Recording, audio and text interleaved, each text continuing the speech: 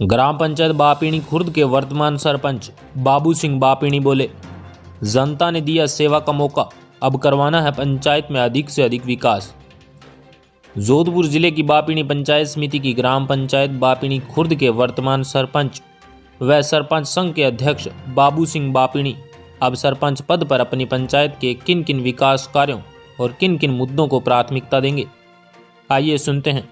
मैं राजेंद्र खिची DRT news से। आज हम पहुंचे पंचायत समिति बापीणी की ग्राम पंचायत बापीणी खुर्द के सरपंच श्रीमान जी बाबू सिंह जी बापीणी। जानते हैं कि उनके विकास के मुद्दे क्या हैं और बापीणी पंचायत समिति के ब्लॉक संघ के अध्यक्ष भी हैं। तो नमस्कार सरपंच साहब। नमस्कार जी। तो सरपंच साहब, आपका मेन विकास का मुद्दा क्या है? ऐसा है कि मैं एक शिक्षा से जुड़ा हुआ व्यक्ति हूँ, इसलिए मेरी पंचायत में मुख्य रूप से मैं ये चाहता हूँ कि जो शिक्षा का ढांचा है उसको अच्छी तरह से सुधारूं और विशेष तौर से इस क्षेत्र में शिक्षा के क्षेत्र में बालिका विद्यालय की मेरी पंचायत में अति आवश्यक है। इसलिए मेरा प्रयास ये रहेगा कि मेरे कार्यकाल के दौरान मेरी पंचायत में बालिका विद्यालय खुले। बहुत अच्छी बात बताई सरपंच साहब। शिक्षा पे शिक्षा वह शेरनी का दूध है, जो पिएगा वही दौड़ेगा। तो वर्तमान में बात करते हैं पंचायत की, ग्राम पंचायत की बापीणी खुर्द की। तो वर्तमान में शिक्षा का स्तर कैसा है, बालिका शिक्षा स्तर कैसा है?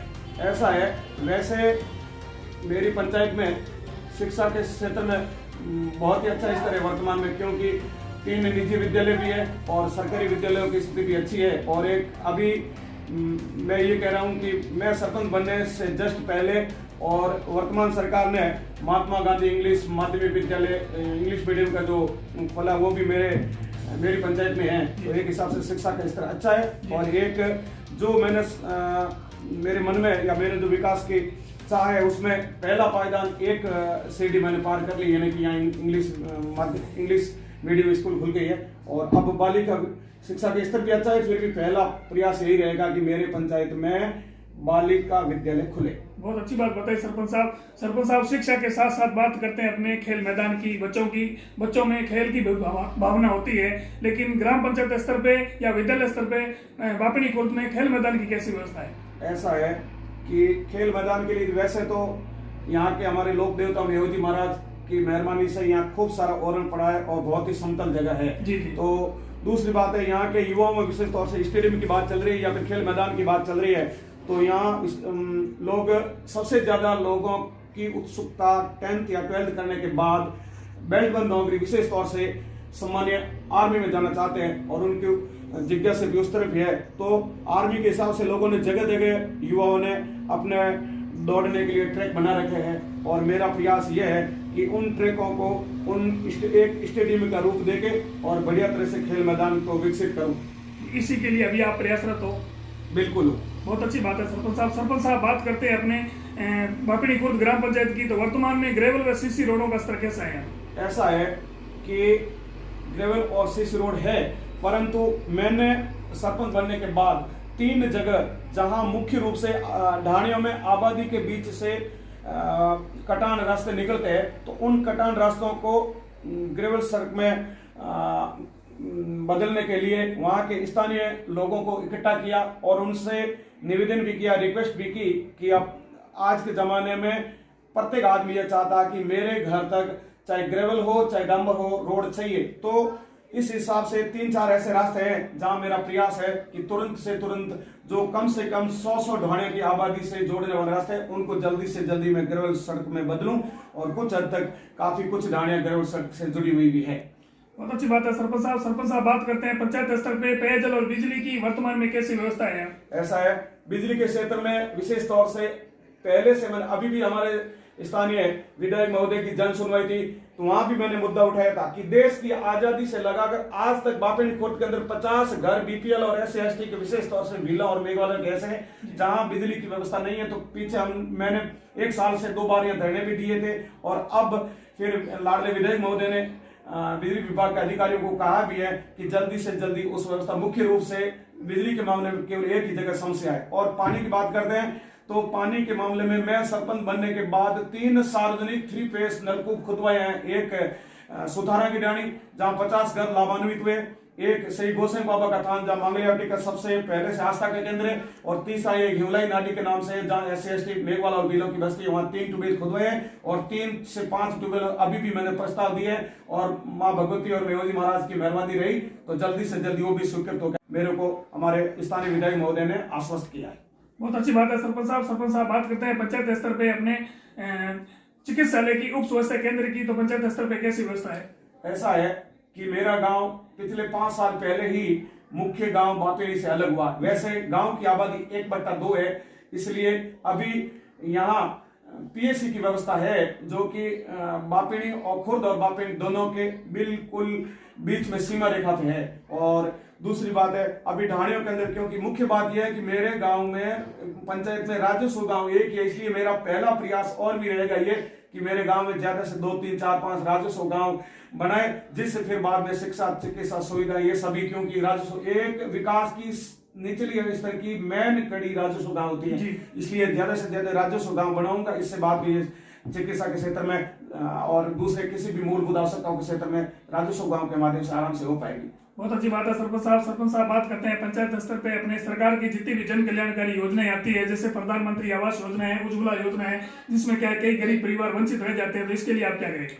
ऐसा है, मेरा ये प्रयास रहेगा कि वास्तविक रूप से निस्वार्थ भाव से और बिना किसी पक्षपात भेदभाव से समाज के लास्ट किनारे पे लास्ट व्यक्ति जो बैठा है उनको ज्यादा से ज्यादा इन सरकार की जन कल्याणकारी योजनाओं का फायदा उनको दिलाऊं। और मैं ये चाहता हूं कि मेरे खुद के व्यक्तिगत स्तर पर पूरा सर्वे करवाऊंगा और वास्तविक रूप से कौन सा घर ऐसा है जिसमें जो कि इन सुविधाओं से वंचित है, तो मेरा प्रयास ये रहेगा कि उस जिसका कोई नहीं उसका बाबू सिंह बापेड़ी, इसी उद्देश्य से और इसी भावना से चलकर मेरा प्रयास रहेगा कि मेरे गांव के प्रत्येक, मेरी पंचायत के प्रत्येक व्यक्ति तक इस प्रकार की सुविधा पहुंचे और उसको लाभान्वित हो। बहुत अच्छी बात बताई सरपंच साहब बात करते हैं पंचायती राज की, तो एक भ्रष्टाचार एक बहुत बड़ा मुद्दा आता है, एक अहम रोल है, तो पंचायत वासियों को भ्रष्टाचार पे आप क्या संदेश देना चाहते हैं? देखो मेरे हिसाब से आप पता कर लेना, सबसे पहले मैंने जब पंचायत का पदभार ग्रहण किया, मेरे गांव के लोगों की प्रथम ही मीटिंग के अंदर सबसे पहले यही कहा कि मेरी पंचायत का कोई भी कार्मिक, कोई भी कर्मचारी पंचायत के नाम पर यदि किसी से 1 रुपया भी मांगता है तो बिल्कुल आप मुझे सूचित करेंगे। और दूसरी बात है किसी भी रूप में चाहे, क्योंकि भ्रष्टाचार अमूमन मेरा जहां तक अनुभव है, आपने भी सुना होगा पंचायतों के अंदर भ्रष्टाचार सबसे ज्यादा जनता से जुड़े हुए डायरेक्ट मामलों में, जैसे PM आवास योजना है, ठीक है, और स्वच्छता वाले में है, और तो ऐसे चीजों के अंदर लोग क्या करते हैं कि पंचायत के नाम पर इस प्रकार का करते हैं। तो मेरी पंचायत में न तो पहले ऐसी किसी प्रकार की शिकायत थी और अब तो विशेष तौर से मैंने कह दिया, और लोग ये महसूस करने लगे कि आज पंचायत में चाहे कोई फोटो खींचने आता है मेरे पंचायत का कार्मिक, कोई ये नहीं कहता है कि मुझे 1 रुपया भी चाहिए। और लोगों को आश्वस्त करना चाहता हूं कि असली लोकतंत्र तभी विकसित होगा जब आप सभी लोग इस क्षेत्र में पंचायत की और ग्राम पंचायत के चाहे कार्मिक हो, इलेक्टेड हो चाहे सिलेक्टेड हो, उन सब की मदद करेंगे और भ्रष्टाचार को बढ़ाने में रोकेंगे।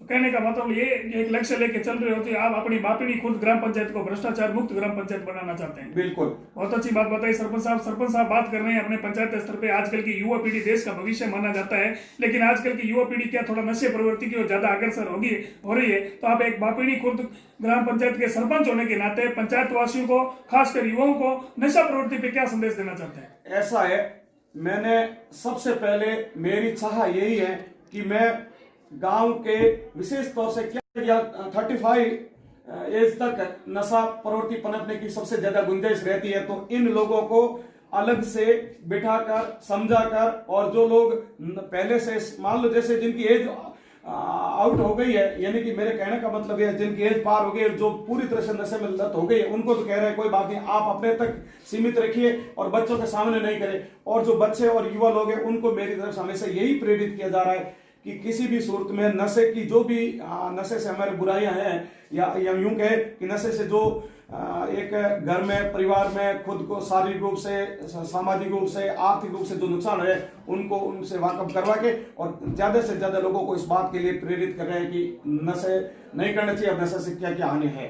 बहुत अच्छी बात बताई सरपंच साहब बात कर रहे हैं पंचायत स्तर पे कोविड-19 कोरोना महामारी है जो अपने पंचायत स्तर पे नहीं, पूरे राजस्थान में नहीं, पूरे भारत में नहीं, पूरे वर्ल्ड क्षेत्र में पैर पसार चुकी है। तो कोरोना पे आप पंचायत वासियों को क्या संदेश देना चाहते हैं? ऐसा है, सबसे पहले तो मैं आपको ये इस बात जानकारी देना चाहता हूं कि कोरोना के काल दौरान विशेष तौर से मेरे सरपंच चुनाव जीतने में एक अहम योगदान इस बात का भी रहा है कि कोरोना काल के दौरान मैंने पूरी तरह से बापिनी खुर्द ही नहीं, अमूमन नजदीक जिस चीज की आवश्यकता थी, जरूरतमंद की सेवा करने के लिए, चाहे गाड़ी के माध्यम से हो, चाहे किसी को डॉक्यूमेंट ली अनुमति दिलाने के माध्यम से हो, चाहे किसी अनाज के माध्यम से हो, पूरी तरह से लोगों को सेवा करने का प्रयास किया। ये मेरा धर्म है और मेरे मोबाइल पे भी यही लिखा, नर सेवा नारायण सेवा, ठीक है, प्रोफाइल पे। तो मेरे कहने का मतलब यह है कोविड-19 के बारे में अब मेरे पंचायत वासियों को यह संदेश देना चाहता हूं कि जैसा कि सरकारी गाइडलाइन है और जितने भी विशेषज्ञ वो हर बार इस बात के लिए सोशल मीडिया के माध्यम से, अखबार के माध्यम से, टीवी के माध्यम से, सबके माध्यम से यही लोगों को जानकारी दे रहे हैं, लोगों को समझा रहे हैं कि 2 गज की दूरी और मास्क है जरूरी। इसलिए लोगों से ये कहूंगा कि आप अपनी सामान्य जिंदगी जिए, परंतु कोविड-19 की गाइडलाइन का पूरी तरह से पालन करें, जिससे मैं और मेरी पंचायत और मेरा क्षेत्र पूरी तरह से इस कोविड-19 से अच्छी तरह से लड़ सके और मुकाबला कर सके। बहुत अच्छी बात बताई सरपंच साहब। कहने का मतलब भारत सरकार, राजस्थान सरकार की गाइडलाइन के अनुसार आप पंचायत वासियों को पूर्णतः पालन करवा रहे हैं। बिल्कुल, पूरा प्रयास यही है। बहुत अच्छी बात बताई सरपंच साहब बात कर रहे हैं अपने 26 जनवरी गणतंत्र दिवस जो अपना राष्ट्रीय पर्व आ रहा है, तो पंचायत वासियों को 26 जनवरी गणतंत्र दिवस पे क्या संदेश देना चाहते हैं? सबसे पहले तो मेरे पंचायत वासियों को इस गणतंत्र दिवस के राष्ट्रीय पर्व पर उनको मेरी तरफ से और पंचायत की तरफ से हार्दिक शुभकामनाएं, और प्रभु से प्रार्थना करता हूं कि आगे आने वाला जीवन मेरे गांव के लिए खुशहाल हो अच्छी तरह से।